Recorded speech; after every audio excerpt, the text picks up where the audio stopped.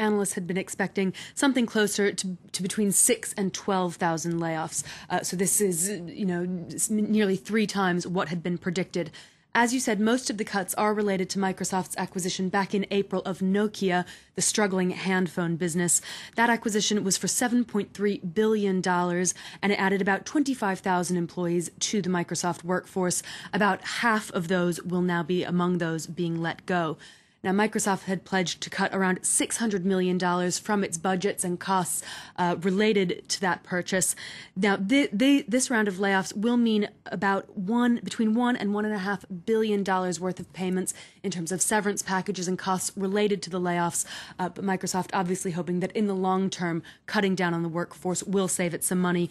So far, investors have welcomed the move. We're seeing Microsoft shares trading up about 2%. So it's about cutting costs, and what else? Well, the other thing behind it is this sort of broader vision of what Microsoft should be as a company.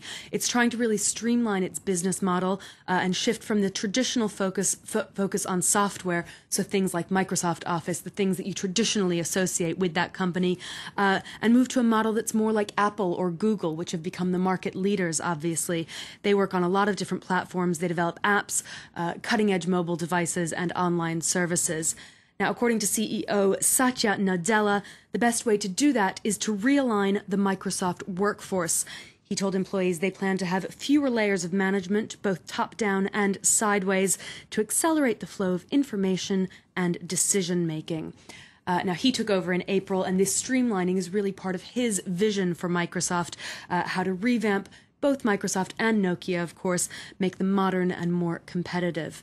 And they're not the only companies to be doing that, of course. Places like IBM and Hewlett-Packard are also going under similar transformations. They, of course, used to be the leaders in the world of personal computing, and now they're really trying to play catch up.